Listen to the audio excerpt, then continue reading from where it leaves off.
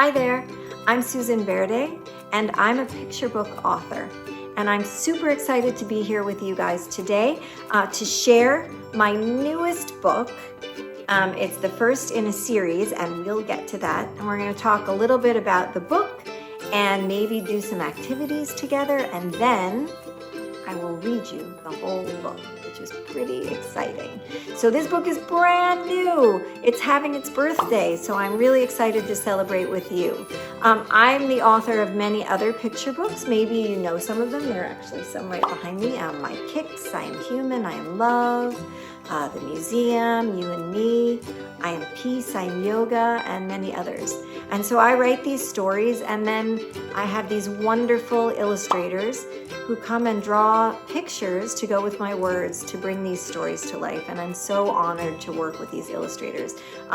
Peter H. Reynolds has illustrated many of my books, and you may know him. Katie Cath has illustrated some of my books, Matthew Cordell. So I'm really excited that I get to work with all these wonderful, amazing illustrators, and they really help to tell the story with me. I used to be an elementary school teacher for many years, and I always collected picture books, and I thought picture books were very powerful because they share these big messages in very simple ways that everybody at any age can really understand and embrace and enjoy. And I felt like I had some messages and some things that I experienced as a kid that I saw other kids experiencing, and things I wanted to talk about and share. I really feel it's important that kids are supported in their experiences, whatever they are, that they know that they are enough, that they are all right, that they have tools within them to help them get through hard times, that they are musical and inspirational and worth talking about and talking to. And so I'm thrilled that I get to do this for a living. Teaching was a wonderful thing, and now being an author, I am able to go into schools and talk to kids all over the country. So I get to stay connected to amazing teachers, librarians, and students. So that's really, really exciting. I am also a mom, so I have a lot of experience with kids in that way too. And they inspire me as well. I grew up in New York City, but now, as you can see through my window, I live in another part of New York called East Hampton, which is more country. When I first moved here, it was very hard to get used to the crickets instead of the sirens, but I'm pretty used to it now. So I'm here today to share my newest book. It's called The Three Little Yogis and the Wolf Who Lost His Breath, a fairy tale to help you feel better, right? Because sometimes we don't feel that great, like this poor wolf. I really am excited about this book. It's the first in a series of feel-good fairy tales, and they're all illustrated by Jay Fleck and published by Abrams.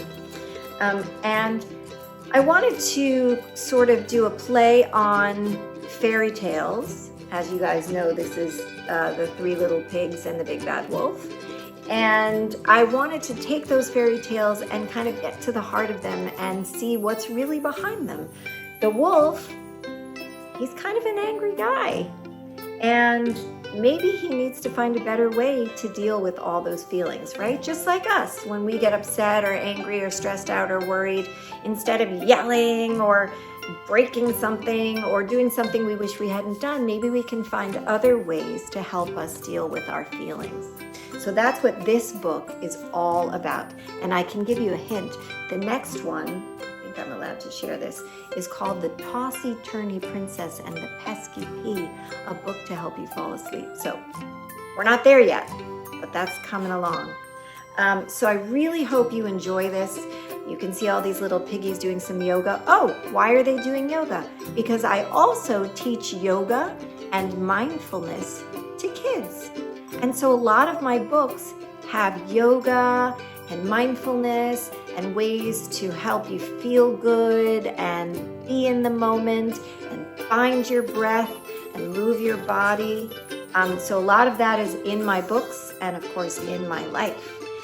So you can see I'm sharing some of that with you. If you recognize, if you've done yoga before, maybe these are some yoga poses.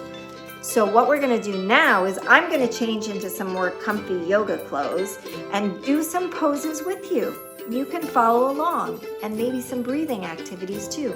And then when I'm done, we'll come back together and I'll read you The Three Little Yogis and the Wolf Who Lost His Breath, a fairy tale to help you feel better, by Susan Verde and Jay Fleck.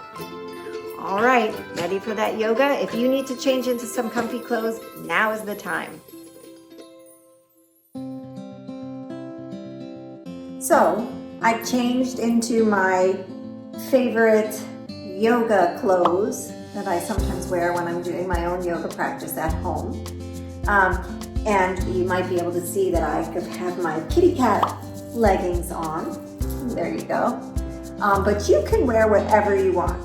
So we're going to do a little bit of breathing and yoga. And once I read you the story, you'll see that some of this is actually in the book. And so you can pay close attention, and when you see the spots where they're doing what we're about to do, you can say, oh my gosh, we did that. So I love to do yoga and mindfulness activities for myself and with the kids that I teach.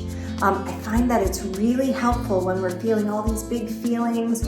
We're scared, we're nervous, we're angry. We can do these things to help us feel better, to help us calm down. And you can wear whatever you want, and you can do it wherever you want, and there's no wrong way. But I'm going to show you how I do it, and maybe you can follow along. So we're going to do some of these practices together. The first thing we're going to do together is something I like to do that actually helps us be right here in this moment, right? It helps bring us into this moment. Sometimes our brains worry about things that have already happened or things that might happen later, or we're just feeling a certain way and we're not right here, right now.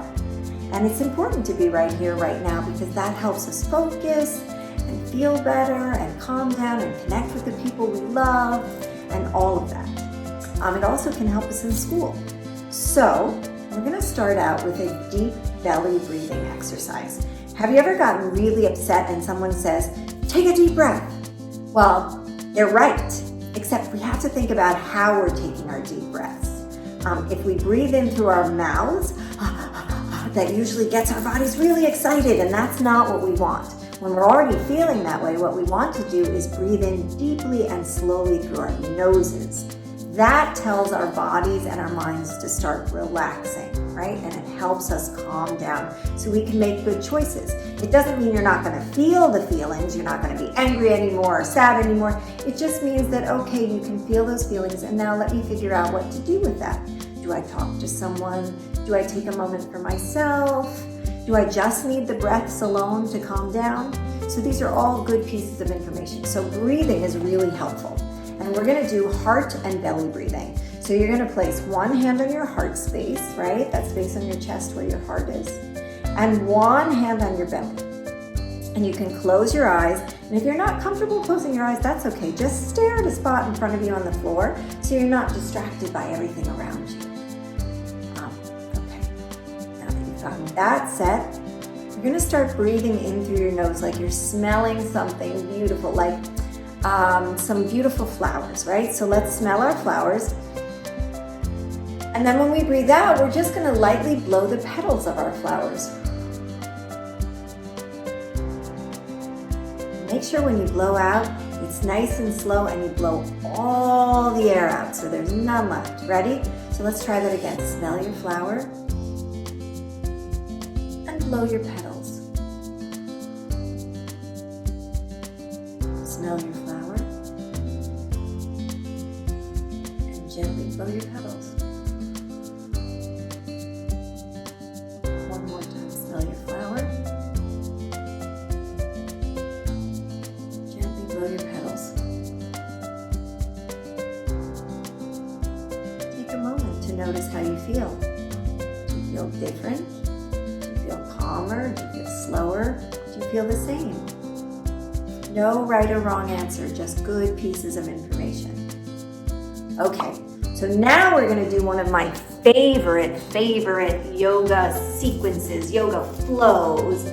It's called a sun salutation, and it's really about greeting the sun, right? The sun gives us lots of energy, helps plants grow, helps us feel good. I know I feel better in the sun always.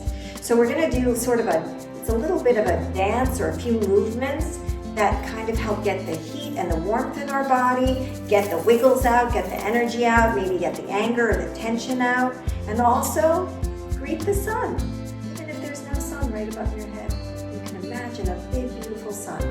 Okay, so we're gonna do some breathing and moving at the same time. So I'm gonna turn sideways so you can see me all the way through.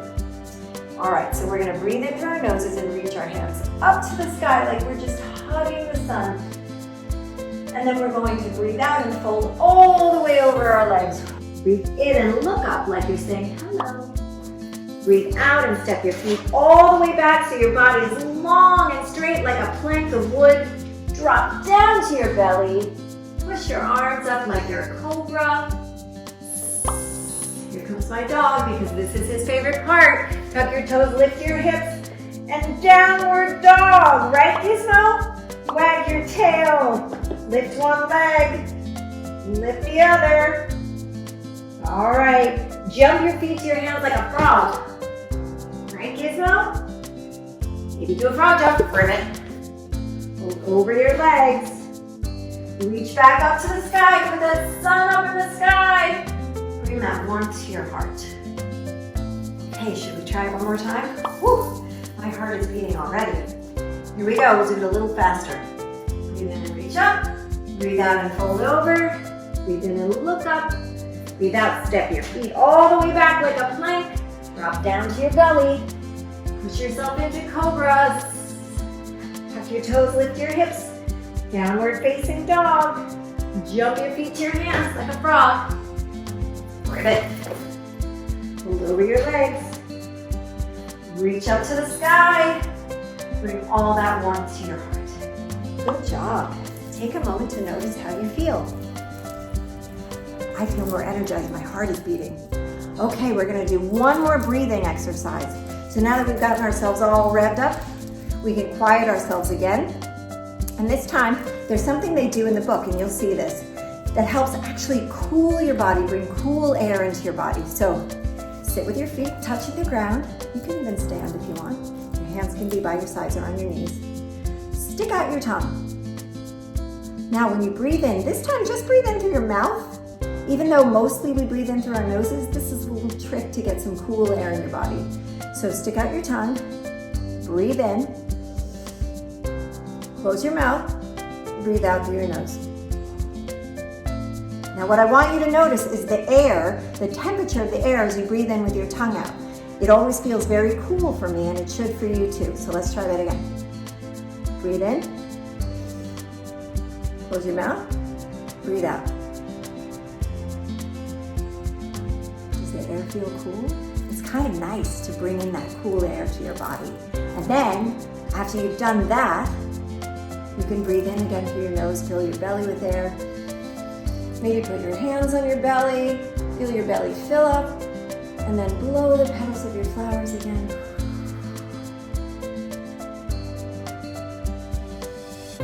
One more time, breathe in. And breathe out. Let your body relax. All right, you guys ready to read? Maybe you can spot some of those breathing exercises and maybe a sun salutation somewhere in the book. I'm excited.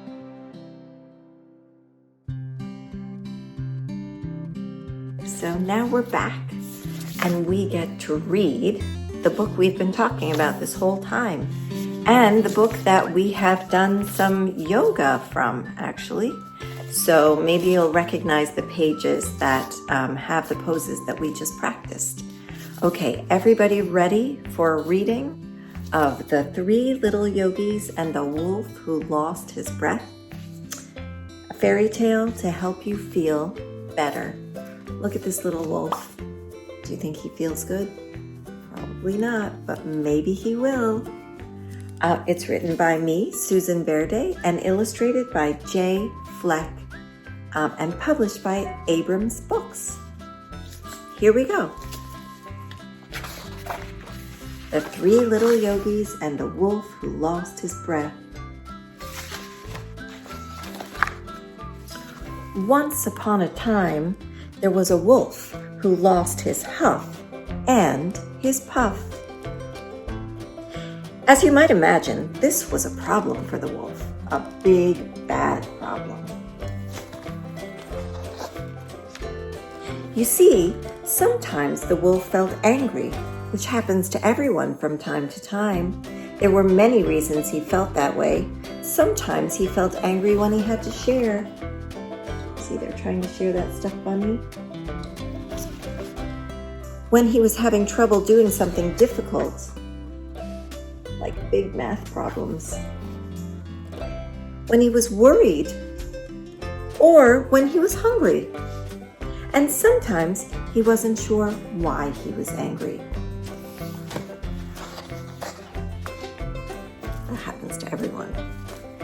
What he did know was that when he was angry, the only thing that seemed to make him feel better was huffing and puffing and blowing things down.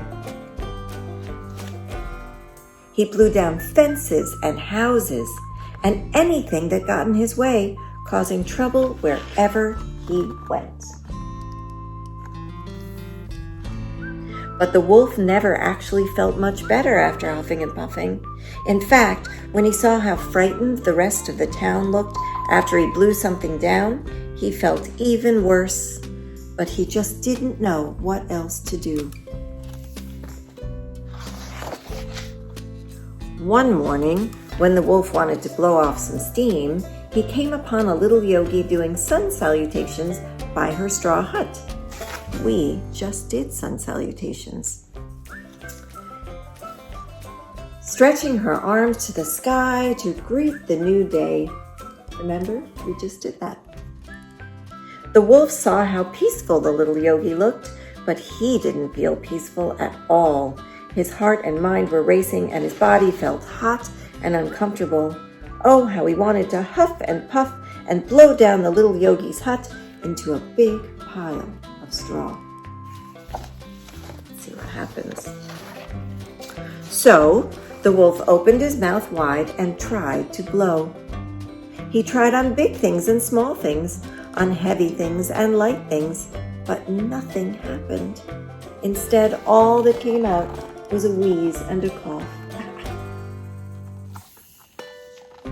The little yogi heard the wolf wheezing and ran over to help him.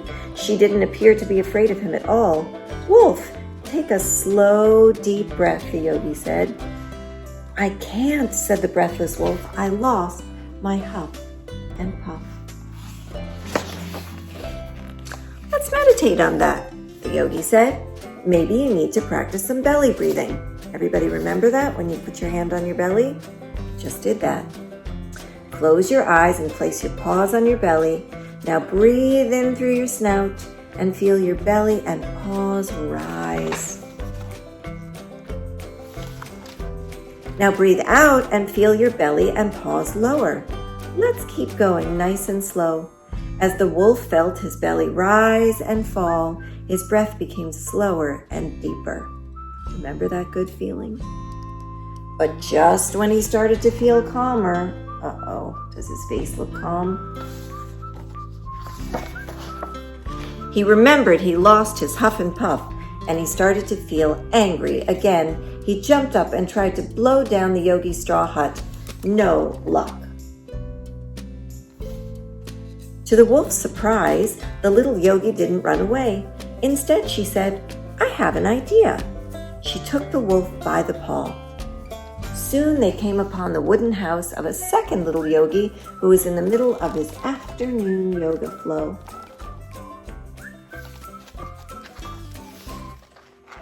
They watched him giggle and wiggle his tail in the air as he stretched in downward dog. Do you remember doing downward dog? Did you wag your tail? And lengthen his body into a powerful plank as straight as the wooden beams in his house. While the first little yogi explained the situation, the wolf could feel himself getting frustrated and tense again. His paws curled and his body stiffened. He opened his mouth wide and he tried to blow down the second yogi's wooden house, but again only wheezed and coughed. "I lost my huff and puff," he said. "Let's meditate on that," said the second yogi. "Sit down in butterfly pose."